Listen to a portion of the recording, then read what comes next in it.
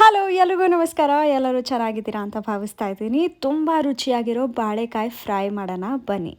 ಇದು ನೀವು ಪಲ್ಯದ ರೀತಿನೂ ತಿನ್ಬೋದು ಅಥವಾ ಟೀ ಕಾಫಿ ಜೊತೆ ಸ್ನ್ಯಾಕ್ಸ್ ಆಗಿ ಕೂಡ ತಿನ್ಬೋದು. ಬಾಳೆಕಾಯಿ ಸಿಪ್ಪೆನ ಕಂಪ್ಲೀಟ್ ಆಗಿ ತೆಗಿಬೇಡಿ, ಆ ಸಿಪ್ಪೆನೇ ಸಿಕ್ಕಾಪಟ್ಟೆ ರುಚಿ ಬರುತ್ತೆ.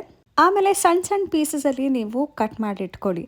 ನೆಕ್ಸ್ಟ್ ಬೇಕಾಗಿರೋ ಮಸಾಲೆಗಳು: ಅರ್ಶಿನದ ಪುಡಿ, ಖಾರದ ಪುಡಿ, ಗರಂ ಮಸಾಲ, ಹಾಗೆ ರುಚಿಗೆ ತಕ್ಕಷ್ಟು ಉಪ್ಪು.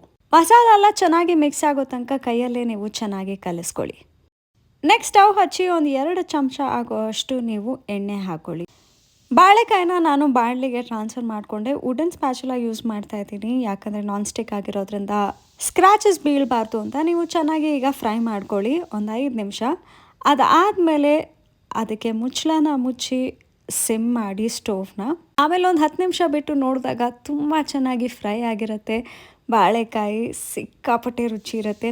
ಇದು ನನ್ನ ಫೇವ್ರೆಟ್ ಡಿಶ್ ಅಂತಲೇ ಹೇಳ್ಬೋದು. ಒಂದು ಸ್ವಲ್ಪ ಕೊತ್ತಂಬರಿ ಸೊಪ್ಪು ಹಾಕಿ ಫೈನಲಿ ಹೀಗೆ ಕಾಣುತ್ತೆ ಆ ರೆಸಿಪಿ. ಬಿಸಿ ಬಿಸಿ ಅನ್ನದ ಜೊತೆ ಒಂದು ಸ್ವಲ್ಪ ಸಾಂಬಾರು ಹಾಕ್ಕೊಂಡು ಈ ಬಾಳೆಕಾಯಿ ತಿಂದರೆ ಸೂಪರಾಗಿರುತ್ತೆ. ನೀವು ಟ್ರೈ ಮಾಡಿ ಹೇಗಿತ್ತು ಅಂತ ಕಾಮೆಂಟ್ಸಲ್ಲಿ ತಿಳಿಸಿ. ಬೇರೆ ಯಾವುದಾದ್ರೂ ರೆಸಿಪಿ ಬೇಕಿದ್ರೂ ಕಾಮೆಂಟ್ ಮಾಡಿ, ಅದನ್ನು ಕೂಡ ಟ್ರೈ ಮಾಡ್ತೀನಿ.